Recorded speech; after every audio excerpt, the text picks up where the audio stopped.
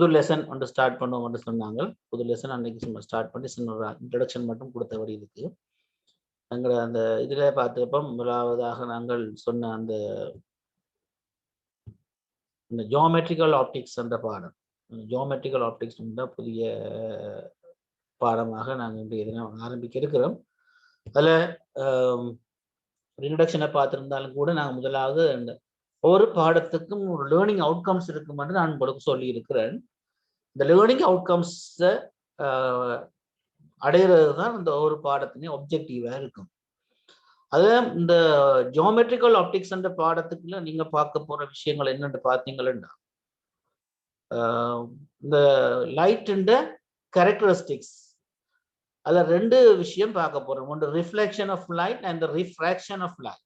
இந்த ரிஃப்ளெக்ஷன் அடுத்து refraction.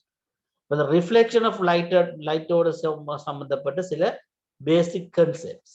Reflection என்ன, ரிஃப்ளெக்ஷன் லோஸ் என்னென்ன சொல்லுது, சரிதானே.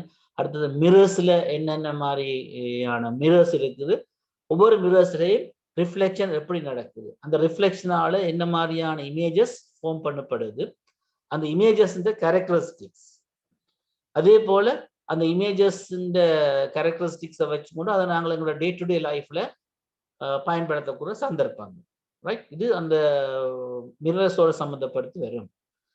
அடுத்தது அதாவது ரிஃப்ளெக்ஷனுக்கும் மிரர்ஸுக்கும் இடையில அந்த பாடத்துல கனெக்ஷன் இருக்கும். அதே மாதிரி அடுத்த refraction of light. Refraction of light என்ன, அதோட சம்பந்தப்பட்ட லோ என்ன சொல்லுது, லோஸ், அது ரெண்டு லோஸ் இருக்கு. என்ன சொல்லுது, இந்த ரிஃப்ராக்ஷன் ஆஃப் லைட் என்ன, பிளக் கிளாஸுக்குள்ளால என்ன மாதிரி ரிஃப்ளெக்ஷன் நடக்கும், ஒரு பிரிசமுக்கால என்ன மாதிரி ரிஃப்ளெக்ஷன் நடக்கும், ரிஃப்ராக்ஷன் நடக்கும். அதே மாதிரி லென்சஸுக்குள்ளால எப்படி ரிஃப்ராக்ஷன் நடக்கும். அப்போ மிரர்ஸுக்கும் ரிஃப்ளெக்ஷனுக்கும் கனெக்ஷன் இருக்கும். அதே மாதிரி லென்சஸுக்கும் ரிஃப்ராக்ஷனுக்கும் கனெக்ஷன் இருக்கும். இந்த இதுக்கான ரெண்டு சந்தர்ப்பங்கள்லையும் நாங்கள் அந்த ரிஃப்ளெக்ஷன் நடக்கிற சந்தர்ப்பங்களையும் சரி, ரிஃப்ராக்ஷன் நடக்கிற சந்தர்ப்பங்களையும் அது ஒவ்வொரு சந்தர்ப்பங்களுக்கும் உரிய ரே டயக்ராம் தெரியும். அடுத்தது இந்த டே டு டே லைஃப்ல இந்த அப்ளிகேஷன்ஸ் இது இங்க நாங்கள் பாவிக்கிறோம். இதுதான் இந்த பாடத்துக்குள்ள நாங்கள் பார்க்க போற லேர்னிங் அவுட்கம்ஸ். சரி, அப்போ இதுக்கு நாங்கள் படிக்கும்போது எங்களோட ஒப்ஜெக்டிவை சரியா விலகி கொண்டு போகாம இருந்தால் எங்களுக்கு ஈஸியாக விலகி கொண்டு வரும். இப்போ ஜியோமெட்ரிக்கல் ஆப்டிக்ஸ் உங்களுக்கு தெரியும், ஜியோமெட்ரிக்கல்ன்றது மேத்ஸோட சம்பந்தப்பட்ட ஒரு விஷயம். ஜியோமெட்ரிக்கல்னு சொல்றது மேத்ஸோட. அப்போ இங்க இந்த லைட்டுக்கும் ஜியோமெட்ரிக்கல்ஸுக்கும் இடையில ஏதோ கனெக்ஷனை கொடுத்தா இந்த பாடம் உங்களோட டிஸ்கஸ் பண்ணப்போ ரைட். இப்போ இந்த பகுதி மிக இலகுவான பகுதி, சரியா விளங்கி எடுத்துக்கணும். ஏதாவது வந்தால் உடனடியாக ரேடாகம்னா பெரும்பாலும் வந்தால் ஃபுல் மார்க்ஸ் எடுக்கலாம். நீங்கள் அது கவனமாக பார்த்தீங்கன்னா தெரியல, இந்த பெருசாக கஷ்டப்பட்டு பெருசாக நீங்கள் அந்த பாடமாக்கி படிக்கிற அளவுக்கு இது கொண்டும் இல்லை. சிம்பிளாக சின்ன ஒரு படங்குற மாதிரி போய்கொண்டு இருக்கு. சரி, ஃபிசிக்ஸுக்குள்ள எது வருது, ஃபிசிக்ஸ் உங்களுக்கு தெரியணும். இந்த ஃபிசிக்ஸில் என்னென்ன சப்யூனிட்ஸ் எல்லாம் இருக்குன்றது அது நாங்கள் இப்போ 10ல இருந்து 11 வரைக்கும் அதை நீங்கள் பார்த்து கேட்டகரைஸ் பண்ணி வச்சுருப்பீங்க. உங்களோட புக்லேயே ஹெடிங் போட்டு தான் தெரியும் ஒவ்வொரு பாடத்தின் டாப்பிக்கும் எந்த கிரைட்டீரியாக்குள்ள வருதுன்றது, ஃபிசிக்ஸா கெமிஸ்ட்ரியா பயாலஜியானது நம்ம அதையும் பார்த்துக்கணும். இந்த ஃபிசிக்ஸ் செக்ஷன்லாம் நாங்கள் மிஸ் பண்ணக்கூடாதுன்னு சொல்கிறோம்னு சொன்னால் எங்களோட ஃபைனல் எக்ஸாம்ஸில் நாங்கள் பார்த்த அளவில் ஃபிசிக்ஸ் செக்ஷனில் பிள்ளைகள் மார்க்ஸ் எடுக்கிறது கொஞ்சம் கூடவாக இருக்குது. கேட்க உங்களுக்கு ஆச்சரியமாக இருக்கலாம். ஃபிசிக்ஸ் தான் கஷ்டமான பகுதி, பயாலஜி சுகமான பகுதி, பயாலஜி தான் பிள்ளைகள் கூட படித்து கூட மார்க்ஸ் எடுக்க மட்டும் நீங்களாம் எதிர்பார்த்து கொண்டு இருக்கீங்களா. ஆனால் எங்களுக்கு இந்த 10 வருஷமா நான் மார்க்கிங்ல இருக்கிறோம். இந்த மார்க்கிங்ல சொல்ற அனுபவம் எடுத்து பார்த்தா அங்கே பிள்ளைகள் இந்த ஃபிசிக்ஸ் செக்ஷன்ல கூட மார்க்ஸ் எடுத்துருக்கு. ஈவன் 35-40 அப்படியா எஸ் லெவல்ல மார்க்ஸ் எடுத்த பிள்ளைகள் கூட ஃபிசிக்ஸ் செக்ஷனுக்கெல்லாம் கூட கவனி மார்க்ஸ் எடுக்குதுகள். அதுக்கான காரணம் அங்கே இந்த சிம்பிளான ஒரு ஈக்குவேஷன், அடுத்த ஒரு சப்ஸ்டிடியூஷன், அது சால்வ் பண்ணி இப்படி எடுக்கிற மாதிரியான அது கிட்டத்தட்ட மேத்தமெட்டிக்ஸோட சேர்ந்து வார வழியா சிம்பிளா மார்க்ஸ் எடுக்கணும். ஒரு ஈக்குவேஷன் எழுதினாலே உங்களுக்கு என்ன வந்துடும், அதுக்கு மார்க்ஸ் வந்துடும். அது பிசிக்ஸ் செக்ஷன்ல வடிவா விளங்கி படிக்கோ, விளங்கி படிச்சா அங்க ஒரு பிரச்சனையும் இல்லை. அது ஒரு தடவை சொல்லி விரட்டி விட்டுறது. பிசிக்ஸ் என்றா கஷ்டம், கெமிஸ்ட்ரி என்றா கஷ்டம், பயாலஜி என்ற ஷோ நம்ம பார்க்க போட பயாலஜி தான் உங்களுக்கு கஷ்டமா இருக்கும். கன விஷயங்களுக்கு மெமரைஸ் பண்ணி வைக்க வேண்டிய விஷயங்கள் கணக்காகவே இருக்குது. அதோட இந்த பிசிக்ஸ் செக்ஷன் நீங்க கவனமா கேட்ச் பண்ணி எடுத்தீங்கன்னா உங்களுக்கு ஃபைனல் எக்ஸாம்ல மார்க்ஸ் ஸ்கோர் பண்றதுக்கு ஈஸியா இருக்கு. ஸோ நான் பாடத்துக்குள்ள வாங்க. முதலாவது லேர்னிங் அவுட்கம் சம்பந்தமா சில விஷயங்களை உங்களுக்கு இன்ட்ரடியூஸ் பண்ணா, இப்போ இந்த பேசிக் கன்செப்ட் நீங்க ஃப்ரம் 6 to 11 வரைக்கும் இந்த லைட் அண்ட் செக்ஷன் அங்கங்க அப்பப்போ கேள்விப்பட்டிருப்பீங்க. அதை எல்லாத்தையும் சமரைஸ் பண்ணி இதுல ஒரு சின்ன 2-3 ஸ்லைட்ஸ் முன்னுக்கு வருது. அதை முதலாவது பார்ப்போம். ரைட், இதுல முதலாவது சொல்ல போற விஷயம் வந்து லுமினஸ் ஆப்ஜெக்ட்ஸ் அண்ட் நான் லுமினஸ் ஆப்ஜெக்ட்ஸ். இது சின்ன சின்ன பிள்ளைங்க படிச்ச விஷயம். Luminous objects and non-luminous objects. Luminous objects means the things which emits light individually. தாமாகவே லைட் எங்களுக்கு வழியில தரக்கூடிய ஆப்ஜெக்ட்ஸ் எல்லாத்தையும் we can call luminous objects. Right? Luminous objects. The objects that emit light, such as a candle flame or a light bulb, are known as luminous objects. The sun, the stars, glowworm, lighted bulb, light emitting mushrooms, இதெல்லாமே தங்களால் சுயமாகவே எங்களுக்கு ஒளியை தரக்கூடிய பொருட்கள். அப்போ சுயமாக ஒளியை தரக்கூடிய பொருட்களை நாங்கள் சொல்ல போறோம் luminous objects. Right? அதுக்கு எக்ஸாம்பிள் அப்போ the sun, right? The glowworm, right? The light emitting mushrooms. இது வந்து சில எக்ஸாம்பிள்ஸ். இதோட இன்னும் நிறைய இருக்குது, அதை நீங்க பார்த்துக்கொள்ளலாம். ரைட்டா? இது வந்து luminous objects-க்கான விளக்கம். அடுத்தது non-luminous objects என்ன? Objects that do not emit light are known as non-luminous objects. சுயமாக ஒளியை தங்களபாட்ல வெளியில விட முடியாத objects எல்லாத்தையும் we can call non-luminous objects. Okay, இது பொதுவாக பெரும்பாலான பொருட்கள் எல்லாமே non-luminous objects-ஆ தான் இருக்குது. எங்களோட சூழல்ல நாங்கள் பார்க்கிற பொருட்கள் எல்லாமே மோஸ்ட் non-luminous objects தான் இருக்குது. இங்க நாங்கள் பேக்ரவுண்ட்ல உங்களுக்கு ஒரு சூரியனை காட்டியிருக்கிறோம். சூரியன் வந்து நீங்க non-luminous யோசிக்க கூடாது. ஏன்னா பகல்ல நாங்கள் பார்க்கிற சகல பொருட்களும் சூரிய வெளிச்சத்தால தான் பார்க்கிறோம். சூரிய ஒளி அந்த பொருட்களின் மீது பட்டு தெறிப்படைஞ்சு வருவதால தான் அந்த பொருட்கள் எங்களால் பார்க்கக்கூடிய இருக்கிற சின்ன மெசேஜ் உண்டு. I think you have studied in this lesson in your grade 6 units. Okay, அங்க நீங்க படிச்சபடியே நான் அதை பற்றி அதிகம் வெட்டிக்கொள்ளல. இப்போ முதல் 2 கன்செப்ட் பார்த்துருவோம். முதலாவது அந்த லைட்டை எமிட் பண்ற அடிப்படையில திங்ஸை 2 வகையாக பிரிக்கிறோம். இது அந்த முதலாவது பேசிக் விஷயங்கள். அடுத்த பேசிக் விஷயத்துக்கு போவோம். அடுத்தது அந்த திங்ஸுக்குள்ளால லைட் போற தன்மையை வச்சுக்கொண்டு the ability of passing light through objects, அதை வச்சுக்கொண்டு நாங்க அந்த திங்ஸை நாங்க என்ன செய்யலாம்னு சொன்னா 3 கேட்டகரிக்குள்ள கொண்டு வரலாம். அதாவது அந்த ஒளியை தம்மூடாக கசிய விடுவதன் அடிப்படையில், ஒளியை தங்கள் கூடாக கசிய விடுவதன் அடிப்படையில திங்ஸை நாங்கள் 3 வகையாக கேட்டகரைஸ் பண்ணலாம். ஒன்று டிரான்ஸ்பரண்ட் ஆப்ஜெக்ட்ஸ், அடுத்தது ஒபாக் ஆப்ஜெக்ட்ஸ், அடுத்தது டிரான்ஸ்லூசன்ட் ஆப்ஜெக்ட். டிரான்ஸ்பரண்ட் ஆப்ஜெக்ட்ஸ் சொன்னா அந்த தங்களுக்கு கூடாக ஒளியை செல்ல விடக்கூடிய சகல பொருட்களையும் நாங்கள் டிரான்ஸ்பரண்ட் ஆப்ஜெக்ட்ஸ் சொல்லாம எங்களோட படத்துல நிறைய திங்ஸ் காட்டியிருக்கும். கிளாஸ், கண்ணுக்குள்ள போற லென்ஸ், கிளியர் பிளாஸ்டிக்ஸ், அந்த class bottles, diamond, clear cellophane sheet, water, air. These are some examples for the transparent objects. The objects in which the light passes through it, we can call them transparent objects. Right? இப்போ பொருட்களுக்கு கூடாக ஒளி புகுமாக இருந்தால், ஒளி கசியுமாக இருந்தால், அது புகுமாக இருந்தால் அதை நாங்கள் சொல்லப்படும் டிரான்ஸ்பரண்ட் ஆப்ஜெக்ட்ஸ். ரைட்? அதே மாதிரி ஒபாக் ஆப்ஜெக்ட்ஸ். ஒபாக் ஆப்ஜெக்ட்ஸ் என்ன? தங்களுக்கு கூடாக ஒளியை போக விட முடியாத பொருட்கள். Objects through which light does not pass at all are known as opaque objects. ஒளியை தம்மூடாக செல்ல விட முடியாத எல்லா பொருட்களையும் நாங்கள் என்ன சொல்லலாம்? ஒபாக் ஆப்ஜெக்ட்ஸ். இதில் பாத்தீங்கன்னா ஒரு ஆப்பிள் படத்தை காட்டியிருக்கு. இந்த ஆப்பிள் படத்துக்கு லைட் அடிக்குது. இந்த லைட் வந்து ஆப்பிள் படத்துக்கு இந்த பக்கம் வேற இல்லை. பாருங்க, no light can pass through. Example சின்ன பிள்ளைகளுக்கு பண்ணி போடுறது உங்களுக்கு தெரியும். பெரும்பாலான திங்ஸை நீங்க பார்க்கலாம். என்ன ஒபாக், ஸ்டோன், பிரிக், ஒரு ஹெவி ஹார்ட் போர்ட், இப்படியான திங்ஸ் எல்லாம் they do not pass, they do not allow light passes through it.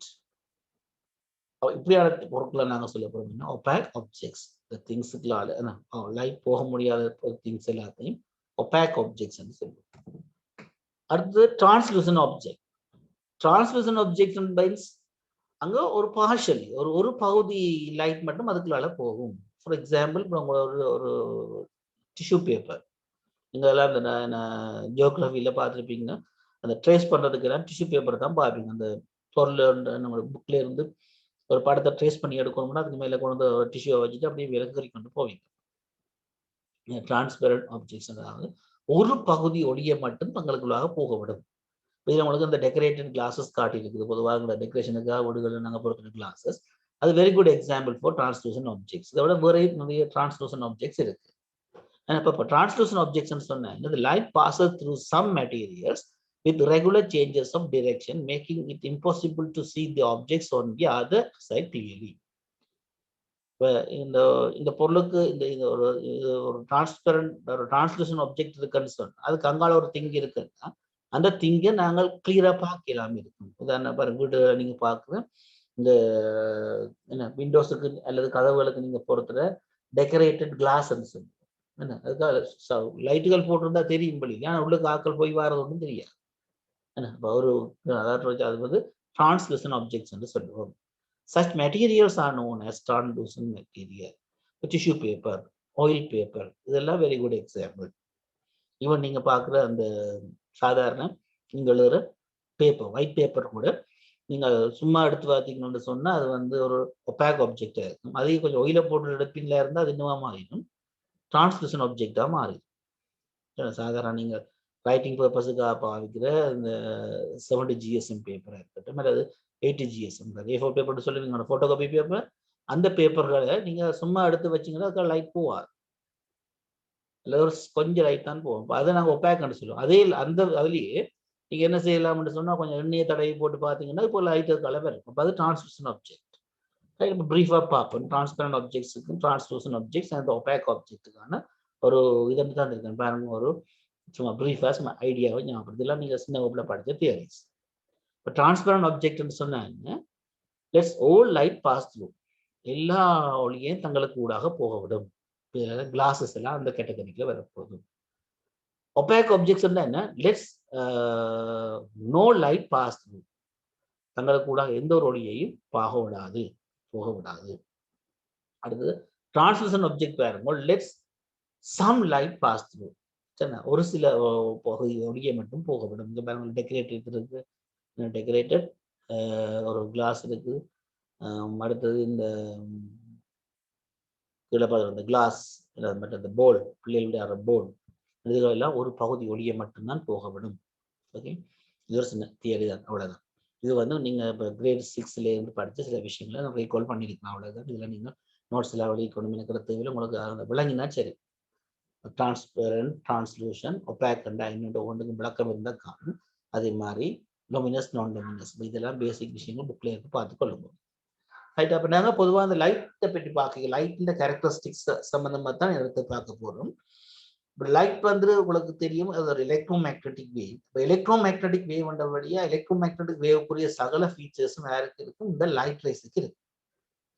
Light race வந்து இப்போ எலக்ட்ரோ மேக்னெட்டிக் வேவ் வந்து டிரான்ஸ்வர்ஸ் வேவ் ஃபார்ம்ல வந்து அதை என்ன செய்யும் சொன்னா ப்ரொபகேட் பண்ண மாட்டேன். லைட் ரேஸும் அதே மாதிரி தான். அது வேக்யூம், அது ஸ்பேஸ்ல அதோட ஸ்பீட் வந்து 3 × 10⁸ (8 m/s - லைட்டுக்கும் அது அப்ளிகபிள். எலக்ட்ரிக் ஃபீல்டால மேக்னெட்டிக் ஃபீல்டுகளால இது என்ன செய்ய பாதிக்கப்படும் சொன்னா அது லைட்டுக்கும் அது பொருந்தும். அடுத்தது அண்டர்கோ ரிஃப்ளெக்ஷன் அண்ட் ரிஃப்ராக்ஷன் சொல்லுவோம். ரிஃப்ளெக்ஷனுக்கு முன்னாகும் ரிஃப்ராக்ஷனுக்கு முன்னாக தான் இந்த பாடத்துல நாங்க போகிற விஷயம். இதுல ஒரு சின்ன ஒரு ஸ்பாட் லைட் ஒன்று வார மாதிரியும், அதுக்காக இந்த சின்ன சின்ன லைட், இந்த ஒளி கீட்டுகள் வார மாதிரியும் ஒரு பேக்ரவுண்ட் ஒரு படம் ஒன்று போட்டுக்கிறேன். இப்ப இந்த லைட் சம்பந்தமான லைட் நாங்கள் கண்ணால பார்க்கிறாங்க, உங்களுக்கு வெளிச்சமா தெரியுமே தவிர அதுல எப்படி இருக்கும் அந்த வடிவத்தை உங்களால சொல்ல முடியாது. அப்ப அந்த லைட்டை நாங்கள் பொதுவாக எங்களோட இதுல ரிப்ரசென்ட் பண்றதுக்காக, லைட் சம்பந்தமான ஸ்டடிஸை நாங்கள் செய்யல, லைட்டை ரிப்ரசென்ட் பண்றதுக்காக நாங்கள் என்ன செய்ய போறோம்னா சின்ன சின்ன லைன்ஸுகளை பயன்படுத்த போறோம். உங்களுக்கு ரே டயக்ராம் அடுத்த ஸ்லைட்ல வரும். ரே டயக்ராம் சொன்னா என்ன, இப்போ ஒரு மிரருக்கு முன்னால ஒரு ஆப்ஜெக்ட் இருந்தா அந்த ஆப்ஜெக்டோட இமேஜ் எப்படி வரும்ன்றதை ரே டயக்ராம் மூலமா நாங்க கண்டுபிடிக்கலாம். அதுக்கு காட்ட வேண்டிய மாதிரி. அந்த ரே டயக்ராம் கீறதுக்கு எல்லாம் நாங்க இந்த லைட்டை ரீப்ரசென்ட் பண்றதுக்காக ஒரு ஸ்ட்ரெயிட் லைனை பாவிக்க போறோம் with arrow head.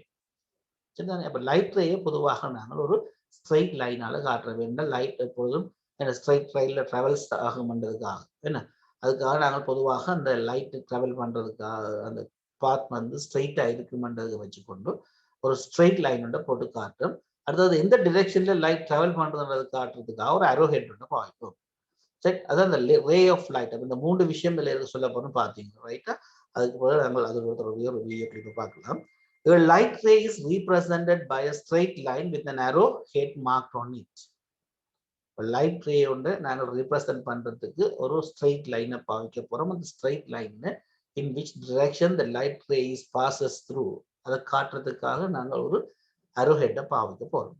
Right? Then the arrow head is essential to indicate the direction of the light ray.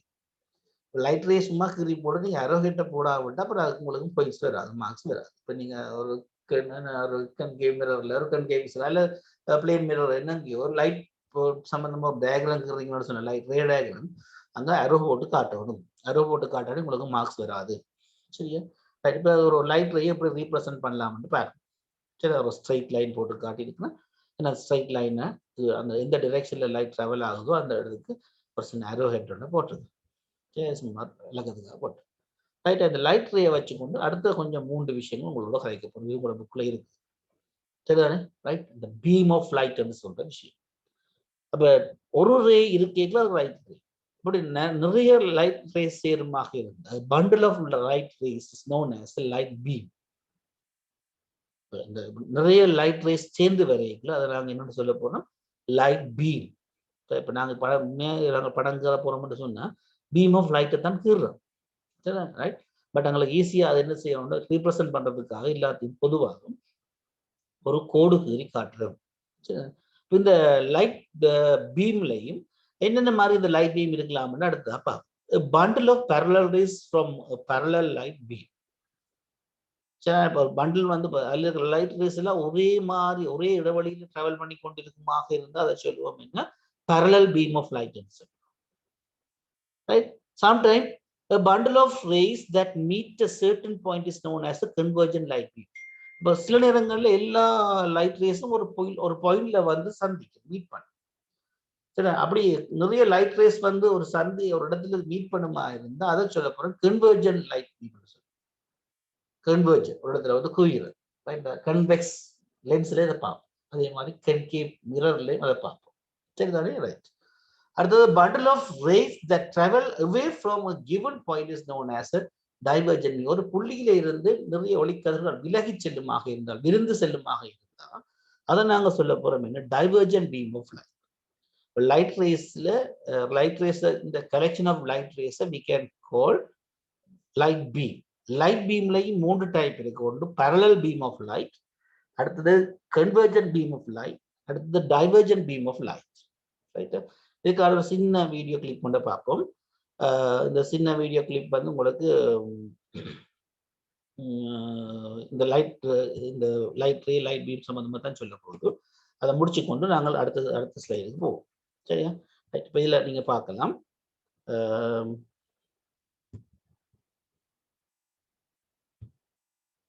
ஒரு சின்ன வீடியோ வந்து பிளே பண்ண போறேன், பாருங்க.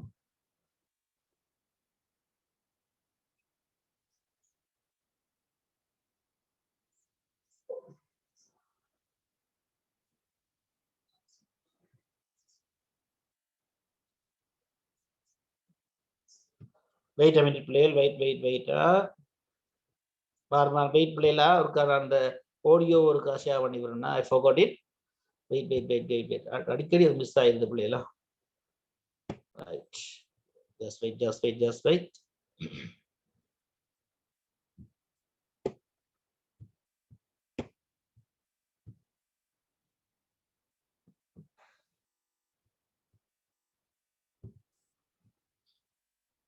I'll play this video again. Some trees and maybe a river. Of course, the sun in the sky. I would also draw. I have a question for you. Do you doodle those small sceneries on the last page of your notebook? I used to do that when I was in school. I used to draw some triangles in place of the mountains, some trees and maybe a river. Of course, the sun in the sky. I would also draw the light from the sun. Do you do that too? A few straight lines around a circle to represent the sunlight? Now, even in physics, we represent light using straight lines. But why straight lines?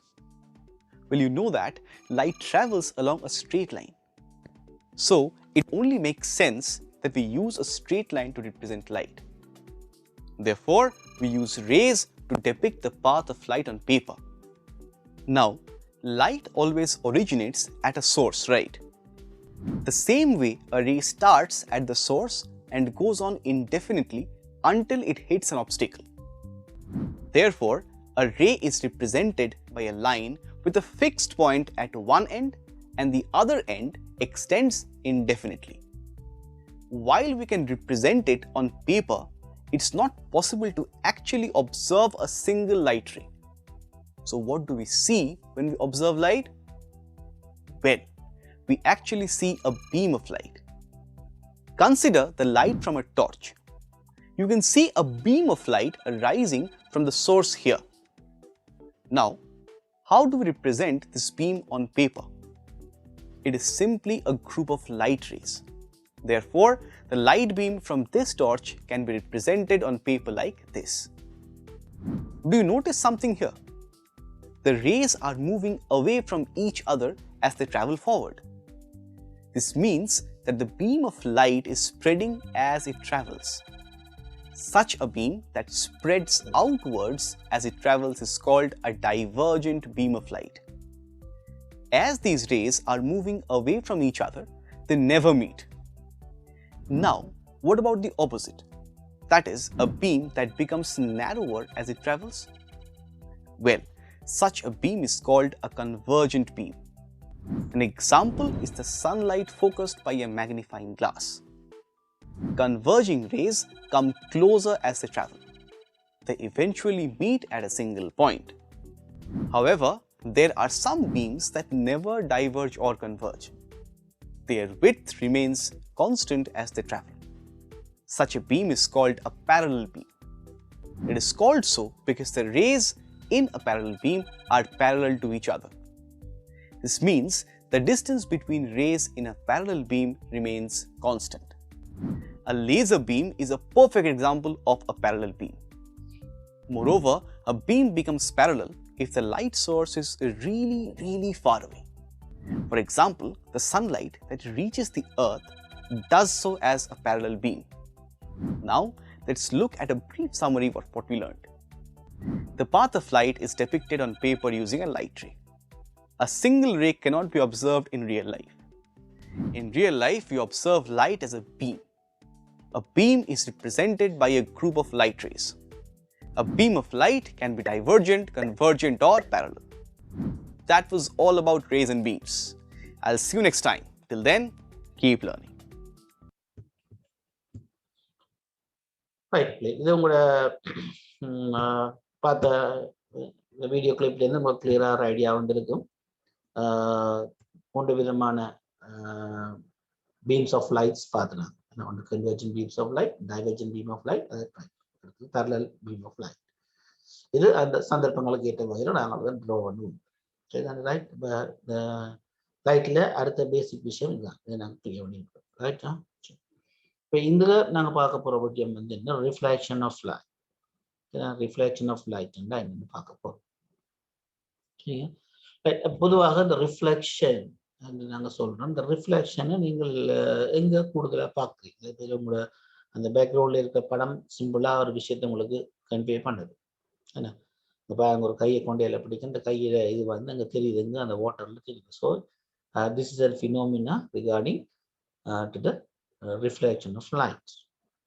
இது அன்றாட வாழ்க்கையில் நீங்கள் நடுக பார்க்கின்ற ஒரு செயற்பாடாக இருக்கு. அப்போ முதலாவது நாங்கள் ரிஃப்ளெக்ஷன்டா என்னென்னு சொல்றோம். சரி, இப்போ அந்த ரிஃப்ளெக்ஷனோட சம்பந்தப்பட்டிருக்கக்கூடிய சில விஷயங்கள், அதாவது முக்கியமாக 2 laws ஆஃப் ரிஃப்ளெக்ஷன் ஆதி. So what are the? சரி, அதை பற்றி நாங்கள் இந்த மாதிரி அதை எக்ஸ்பிளைன் பண்ணலாம், என்ன மாதிரி செய்யலாம்னு பார்க்கலாம். சரி, அப்போ முதலாவது ரிஃப்ளெக்ஷன் ஆஃப் லைட்னா என்னென்னு பார்க்கலாம். The change in the propagation direction of light rays Incident on a plane mirror is known as reflection. Plane mirror and any surface. Indoor surface. I mean any surface. I mean the change in the propagation direction of light rays incident on a plane mirror is known as reflection of light. Okay. Right? About reflection and the change in the propagation direction of light rays. Light travel பண்ணிக்கொண்டிருக்க direction and travel பண்ண direction ஏதாவது ஒரு பாயிண்ட்ல பட்டு அது வேறொரு பாதையில போறது.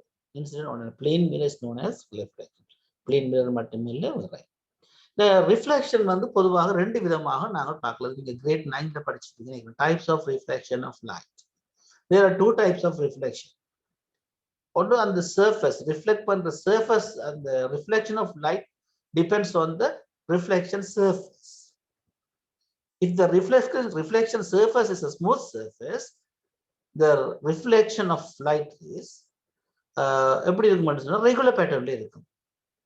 Okay, அப்ப அது ரெகுலரா இருக்கு. தட் மீன்ஸ் வந்து நீங்க என்ன பேட்டர்ன்ல லைட் ரேஸ் படுதோ அதே பேட்டர்ன்ல அந்த லைட் ரேஸ் ரிஃப்ளெக்ட் பண்ணும். இந்த மேல படத்துல முதலாவது படத்துல பாருங்க, அதை நாங்க பாக்குறோம் specular reflection of smooth surface சொல்றோம். படுற லைட் ரேஸ் எல்லாம் அதே மாதிரியான ஒரு பேட்டர்ன்ல திரும்பி போகும்.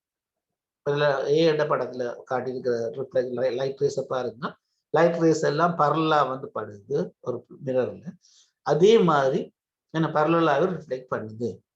இது வந்து என்ன ஒரு ஸ்மூத் சர்ஃபேஸா இருந்தா. If there is a rough surface, பொதுவாக இப்ப நாங்க எங்களோட சூழல்ல இருக்கிற எல்லா சர்ஃபேஸும் பெரும்பாலும் ரஃப் சர்ஃபேஸை தான் இருக்கு. ஈவன் பாடி எங்களோட தோலும் அப்படியே ரஃப் சர்ஃபேஸ் தான். அங்க நடக்க போகுது. பரலல் ரைட் ரேஸ் தான் படுது, ஆனா ரிஃப்ளெக்ட் பண்ற ரேஸ் வந்து அதே பேட்டர்ன்ல இல்லை, ஒவ்வொரு டிரெக்ஷன்ல போறதை நீங்க பாக்கணும்.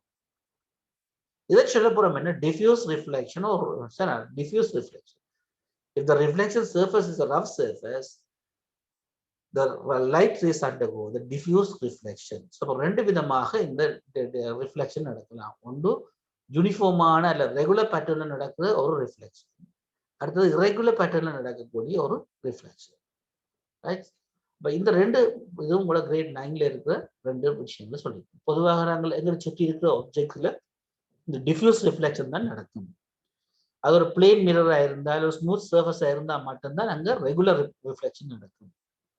மற்றும்படி பெரும்பாலான சந்தர்ப்பங்கள்ல எல்லாம் அந்த டிஃப்யூஸ் ரிஃப்ளெக்ஷன் தான் நடக்கும். இப்போ இந்த ரிஃப்ளெக்ஷன் ஆஃப் லைட்ல அடுத்தது நாங்கள் பார்க்குற விஷயம் இந்த ரெண்டு விஷயம் தான். சரியா? ரைட். அடுத்தது ரிஃப்ளெக்ஷன் ஆஃப் லைட்டை வச்சுக்கணும். நாங்கள் சில கீவேர்ட்ஸை இப்போ பார்க்க போறோம். ரிஃப்ளெக்ஷன் ஆஃப் லைட் சம்பந்தப்பட்ட சில கீவேர்ட்ஸ். Right right. ரெண்டு படம் இதில் இருக்கு பார்க்கலாம். நான் இதுக்கு உங்களுக்கு வீடியோ மட்டும் இருக்கு, நெக்ஸ்ட் கிளாஸ் அதை பிளே பண்ணுவோம். சரி, இதுல இந்த ஒரு லேசர் பீம் ஆஃப் லைட் ஒன்று நான் ஒரு பிளேன் மிரர்ல அடிக்கிறேன். அது பட்டு அப்படியே ரிஃப்ளெக்ட் பண்ணி இன்னும் ஒரு டைரக்ஷன்ல அது போறதை காட்டுது. இப்போ லேசர் பீம்ல இருந்து அந்த மிரரை நோக்கி வார அந்த ரேய அதை நான் என்ன சொல்றேன், இன்சிடென்ட் ரே என்று சொல்றேன். லேசர் பீம்ல இருந்து லேசர் பீமோ ஏதாவது சோர்ஸ் ஆஃப் லைட்டா இருக்கலாம், இந்த ஒரு சோர்ஸ் ஆஃப் லைட்ல இருந்து அந்த ரிஃப்ளெக்ட் பண்ண போற சர்ஃபேஸை நோக்கி வார ரேயை சொல்றேன் இன்சிடென்ட் ரே. அதே போல அந்த இன்சிடென்ட் ரே வந்து அந்த சர்ஃபேஸ்ல எந்த இடத்துல அது படுகுது அந்த இடத்த நான் சொல்ல போறேன் பாயிண்ட் ஆஃப் ரிஃப்ளெக்ஷன். இதான் அந்த இன்சிடென்ட் ரே. ஒரு லேசர் பீம்ல இருந்து வர அந்த ரே இது வந்து இங்க படுது, இந்த படுற இந்த பாயிண்ட நான் சொல்ல போறேன் பாயிண்ட் ஆஃப் ரிஃப்ளெக்ஷன். அதே போல பட்டு இந்த லைட் என்ன செய்யுது, இன்னொரு டிரெக்ஷன்ல திரும்பி போகும். ரைட், இந்த ரேயை சொல்ல போறேன் ரிஃப்ளெக்டர் ரே. ரிஃப்ளெக்ட் பண்ணி தான் வருது, அதனால நான் என்ன பேர் சொல்றேன், ரிஃப்ளெக்டட் ரே. ரைட், அப்ப அது இன்னும் ஒரு கீவேர்ட்ஸ். அடுத்த முக்கியமா இன்னும் ஒரு விஷயம் தெரியணும், இந்த பாயிண்ட் ஆஃப் இன்சிடென்ட்ஸ் தான் அடுத்த படத்துல உங்களுக்கு point of incident light ray படுற இந்த பாயிண்ட் ஆஃப் இன்சிடென்ட் இருக்கு தான். பாயிண்ட் ஆஃப் இன்சிடென்ட்ல இந்த ரிஃப்ளெக்ஷன் சர்ஃபேஸுக்கு பெர்பெண்டிகுலரா ஒரு லைன் ஒன்று நாங்கள் ட்ரா பண்ணுவோம். ஒரு என்ன கற்பனை கோடு. சரி, இந்த கற்பனை கோடு வரைஞ்சோம். இந்த கோடுக்கு நாங்க சொல்ல போற பேர் என்ன, நோமல். முதலாவது படத்துல பார்த்துருப்பீங்க, அதை சொல்ல போறது நோமல். பாயிண்ட் ஆஃப் இன்சிடென்ட்ல ரிஃப்ளெக்ஷன் சர்ஃபேஸுக்கு பெர்பெண்டிகுலரா ட்ரா பண்ற ஒரு கற்பனை கோடு தான் இந்த நோமல்.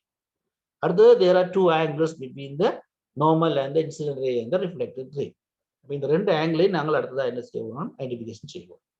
ரைட், இப்ப நான் சொல்ல போற ரே ஆங்கிளை பாருங்க. ஒன்று இந்த இன்சிடென்ட் ரேக்கும் நார்மலுக்கும் இடையில வர இந்த ஆங்கிள், இந்த கிரீன்ல காட்டியிருக்கிற ஆங்கிள், இங்க இந்த இன்சிடென்ட் ரேக்கும் நார்மலுக்கும் இடையில வர இந்த ஆங்கிள், ரைட்? இந்த ஆங்கிளை சொல்லி இதை போற இன்சிடென்ட் ரேயால வர இந்த ஆங்கிள் பாத்தீங்கன்னா இந்த ஆங்கிளுக்கு என்ன பேர்? Angle of incidence.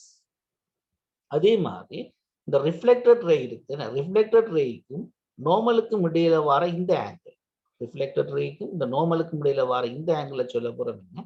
Angle of reflection, right? அப்ப ரெண்டு ஆங்கிள் இதுல நாங்க சொல்லிப்போம். அந்த லாஸ் ஆஃப் ரிஃப்ளெக்ஷன்ல இந்த ஆங்கிள்ஸ் பற்றி நாங்க சொல்லுவோம், ரைட்? அடுத்த படத்தை இன்னும் கொஞ்சம் கிளியரா நீங்க பார்க்கலாம், ரைட்? சரி, இது பாருங்க இன்சிடென்ட் ரே. என்ன ஒரு சர்ஃபேஸ்ல வந்து படுற ரே சொல்ல போறீங்க இன்சிடென்ட் ரே. அது எந்த பாயிண்ட்ல வந்து படுதோ அந்த பாயிண்ட சொல்ல போறோம் நாங்கள் பாயிண்ட் ஆஃப் இன்சிடென்ட். சரி, அந்த பட்ட பாயிண்ட்ல இருந்து ரிஃப்ளெக்ட் பண்ற ரே சொல்ல போறீங்களா என்னன்னு? Reflected ray. எந்த பாயிண்ட்ல படுதோ அந்த பாயிண்ட்ல நாங்கள் ரிஃப்ளெக்ஷன் சர்ஃபேஸுக்கு பெர்பெண்டிகுலர் ட்ரா பண்ற ஒரு கோடை சொல்ல போறோம் என்ன? நார்மல். இந்த நார்மலுக்கும் இன்சிடென்ட் ரேக்கும் விடப்பட்ட ஆங்கிளை சொல்ல போறோம் ஆங்கிள் ஆஃப் இன்சிடென்ஸ். அதே மாதிரி இந்த நார்மலுக்கும் ரிஃப்ளெக்டட் ரேக்கு விடப்பட்ட இந்த ஆங்கிளை சொல்ல போறோம் என்னன்னு சொன்னா ஆங்கிள் ஆஃப் ரிஃப்ளெக்ஷன். இதை அடிப்படையாக வச்சுக்கூட உங்களுக்கு அடுத்து வருது என்ன? laws of reflection. There are two laws coming under the reflection section. The laws of reflection of light. ரெண்டு வே இருக்கு, ரைட்? ஒன்று முதலாவது சொல்ல போறோம் the incident ray, the reflected ray and the normal at the point of incidence lie on the same plane. உங்களுக்கு இந்த வீடியோக்குள்ள காட்டப்படும். என்ன சொல்ல வரதா?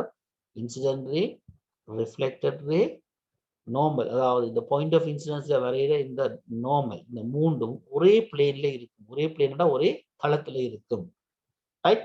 இந்த ஸ்கிரீன் வந்து ஒரு தளமா இருந்தா இந்த தளத்திலேயே இருக்கும்ன்றதுதான் அவற்றை விளக்கம். சரிதான், இதுதான் முதலாவது லோ. என்ன சொல்ல வர்ற? இந்த இன்சிடென்ட் ரே அந்த பாயிண்ட் ஆஃப் இன்சிடென்ட்ல வரைய இன்சிடென்ட் ரே, ரிஃப்ளெக்டட் ரே, இந்த பாயிண்ட் ஆஃப் இன்சிடென்ட்ஸ்ல ரோ பண்ணி இருக்கிற இந்த நார்மல், இந்த மூன்றும் ஒரே பிளேன்ல இருக்கும்ன்றதுதான் முதலாவது low. The incident ray, the reflected ray and the normal at the point of incident lie on the same plane. இது முதலாவது லோ. ரெண்டாவது லோ இந்த ரெண்டு ஆங்கிள்ஸுக்கு விடப்பட்ட ரிலேஷன்ஷிப்பை சொல்ல போகுது. மேலே இதுவே காட்டுக்கு பாருங்க, angle of reflection equals to என்ன? Equals angle of incidence. Angle of incidence equals angle of reflection சொல்ற இந்த ஆங்கிளும் இந்த ஆங்கிளும் ஈக்குவலாக தான் இருக்கு. ப்ராக்டிக்கலாக நாங்கள் அடுத்த கிளாஸ்ல பார்ப்போம். இந்த ஆங்கிளும் இந்த ஆங்கிளும் ஈக்குவல். இந்த ஆங்கிளை பொதுவாக நாங்கள் ஐ என்ற சிம்பிளால காட்டப்போம். ஆங்கிள் ஆஃப் இன்சிடென்ட்ன்றதுக்காக ஐ என்ற சிம்பிளை காட்டுவோம். இந்த ஆங்கிளுக்கு நாங்கள் காமனா ஆர் என்ற சிம்பிளை பார்க்கணும். இடத்துல காட்டிக்கணும். ஐ என்றது இன்சிடென்ட் ஆங்கிளை சொல்றது, ஆர் என்றது ரிஃப்ளெக்டட் ஆங்கிளை சொல்றது. ரிஃப்ளெக்டட் ஆங்கிள்னா திருப்பி இந்த ஐயும் ஆறும் பெரும் ரிஃப்ளெக்ஷன், ரைட்? தான் என்ன கூட லோஸ் ஆஃப் ரிஃப்ளெக்ஷன் சொல்ல போறோம். லோஸ் ஆஃப் ரிஃப்ளெக்ஷன் ரெண்டு விதமாக உங்களுக்கு விளங்கப்பட்டு கொண்டு ஃபர்ஸ்ட் லோ, அடுத்தது செகண்ட் லோ. ஃபர்ஸ்ட் லோ என்ன சொல்றது? the incident ray, the reflected ray and the normal at the point of incidence lie on the same plane ன்னு சொல்றது. ரெண்டாவது the angle of incidence is equal to the angle of reflection. So that is I is equal to R ன்னு சொல்ல போற விஷயம். சரியா? Okay. அப்ப இந்த எவ்வளத்தையும் நாங்கள் திருப்பி மெமரைஸ் பண்ணி பாருங்க. மெமரைஸ் பண்றதை விட நீங்க ஞாபகப்படுத்த இல்லை. நாங்கள் என்ன விஷயம் இன்றைக்கு பார்த்து நாங்கள் வந்து பார்த்தீங்கன்னா முதலாவது இந்த லைட் சம்பந்தமாக லைட் இந்த என்ன எதை பற்றி பார்த்தாங்க? லூமினஸ், நான் லூமினஸ் என்ற ரெண்டு விஷயங்களை பற்றி காய்ச்சி. சரியா? ரைட். அடுத்ததா நாங்கள் பார்த்த விஷயங்கள் வந்து பார்த்தீங்கன்னு சொன்னா அந்த லைட்டை தங்களுக்குள்ள போக விடுறதன் அடிப்படையில தெரியாது, அதுக்குள்ள 3 விதமான திங்ஸ் இருக்குன்னு சொன்னோம். சரியா? அடுத்தது பார்த்தோம் என்னது? ரிஃப்ளெக்ஷன் ஆஃப் லைட் என்னன்னு பார்த்தாங்க. ரிஃப்ளெக்ஷன் ஆஃப் லைட்டோட ரிலேட்டடான 2 தியரி பார்த்துருக்கோம். இவ்வளவு தான் நாங்கள் இன்றைக்கு பார்த்த விஷயங்கள். Okay okay. அப்போ நீங்கள் இப்போ நீங்கள் எதை என்ன செய்யலாம்னு சொன்னால் இவ்வளோத்தையும் உங்களோட புக்கில் இருக்குது, ஒருக்கா பார்த்து வாசிச்சு கொள்ளுங்க. சரியா?